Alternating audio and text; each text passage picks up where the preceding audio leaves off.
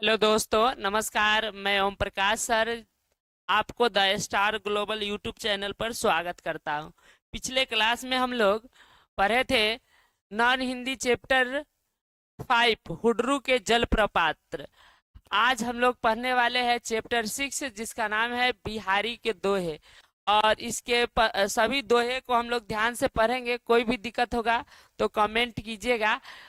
Chapter 6 है बिहारी के दोहे, क्लास 10th। यह नॉन हिंदी के लिए महत्वपूर्ण है। नॉन हिंदी के लिए जो है यह काफी महत्वपूर्ण चैप्टर है। चलिए शुरू करते हैं।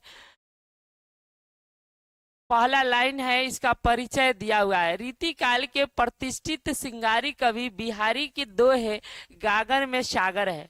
वैसे तो बिहारी प्रेम के कवि के रूप में प्रतिष्ठित है, पर उनके भक्ति और नीति परक दोहे को व्यापक और लोकप्रियता मिली है। इस पाठ में हम लोग उनके रचित 3 तरह के दोहे शामिल हैं। यानी इसमें उनके भक्ति के बारे में और प्रेम पर आधारित और नीति परक पर आधारित कविताएं हैं। और याद रखिएगा, ऑब्जेक्टिव में पूछा जाता है बिहारी किस काल के थे, तो रीति काल के और सिंगारी कवि थे। इनके रचनाओं में खास करके प्रेम और नीति की बातें देखने को मिलती है और ईश्वर की भक्ति की बातें देखने को मिलती है। जो यह अध्याय है, इसमें जो है काफी महत्वपूर्ण श्लोक दिया गया है।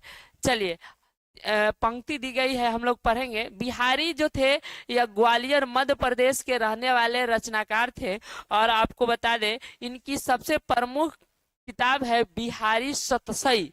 बिहारी सतसई जो है इनकी प्रमुख किताबें हैं, याद रखिएगा।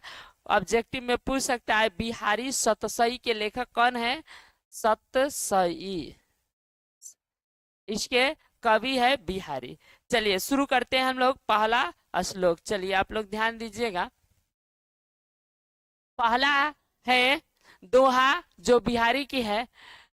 मेरी भव राधा हरे, मेरी भव राधा हरे, नागरी सोए ताजन तातन की झाई परे, श्यामो हरित दुति होए।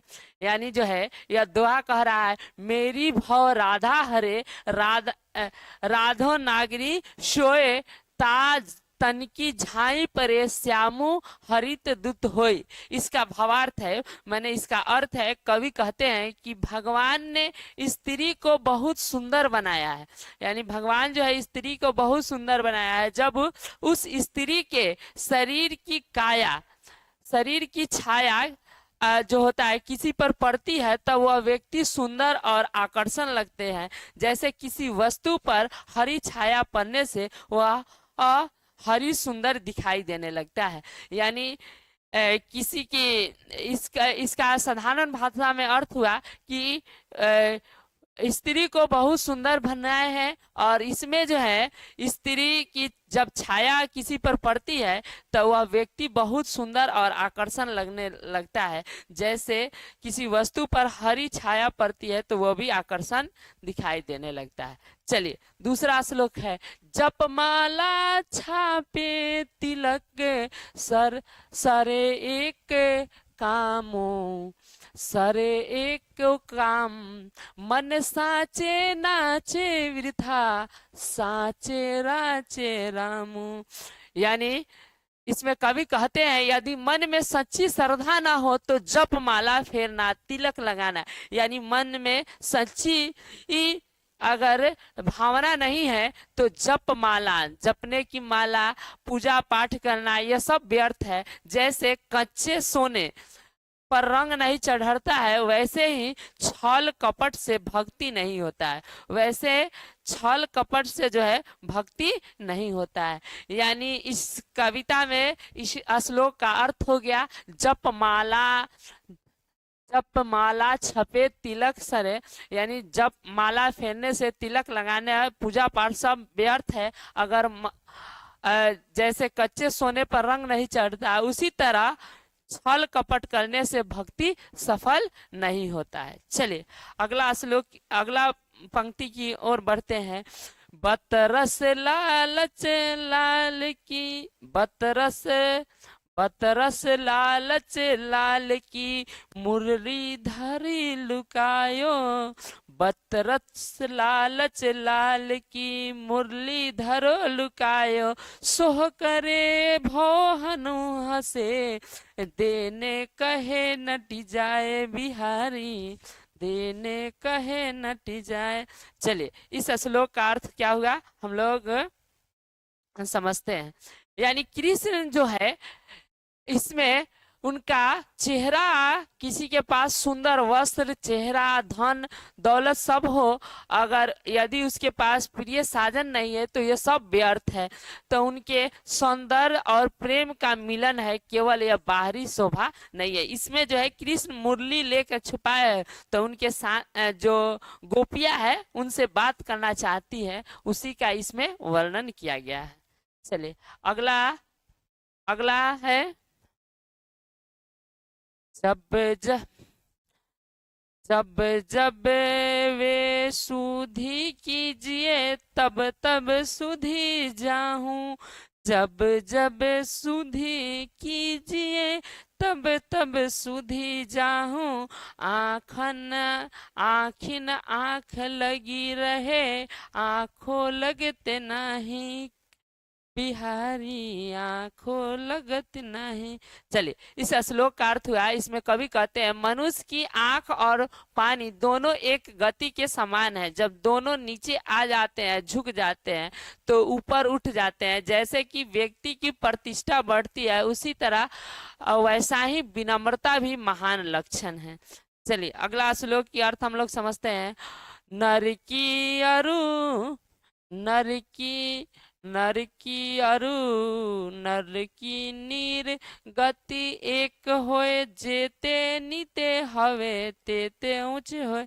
यानी जैसे जैसे पानी नीचे बहता है वैसे ही फवारा भरकर ऊपर उठता है, उसी प्रकार मनुष्य का विनम्र होता है।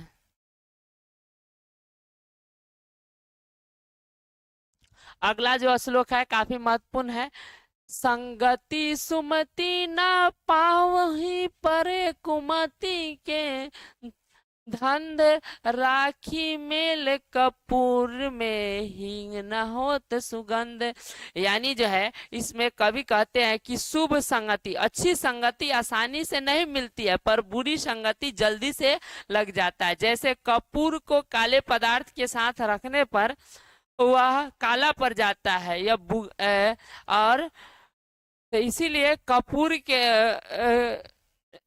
और बुरी संगति से हम लोग को बचना चाहिए। यही बात इसमें कर रहे हैं। यानी अच्छी संगति आसानी से नहीं मिलती है, बुरी संगति जल्दी हो जाती है। जैसे कपूर को हींग के साथ रख दीजिएगा तो सुगंध नहीं आ जाएगा। यानी लोगों को बुरी संगति से बचना चाहिए। अगला कह रहे हैं बरे नहु जे गुणन बिनु बिरद बर बराई पाए, कहत धतुरे से कनक गहनो गढ़ा न जाए।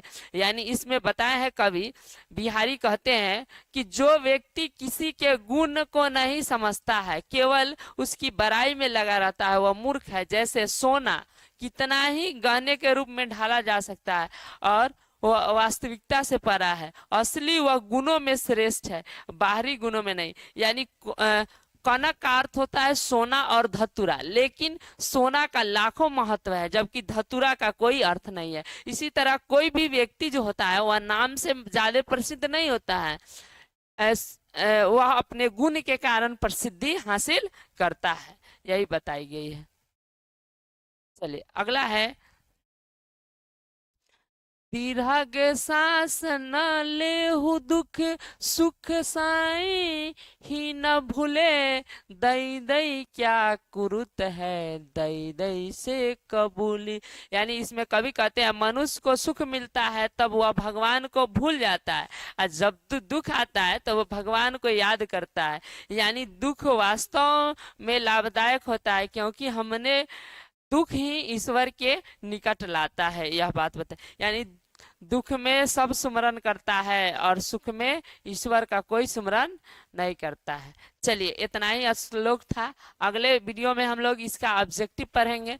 तब तक के लिए जय हिंद। आप लोग देखते रहिए the star global YouTube channel. Subscribe कीजिए, लाइक कीजिए, अपने दोस्तों के पास शेयर कीजिए। कोई भी समस्या हो तुरंत समाधान किया जाएगा। चलिए।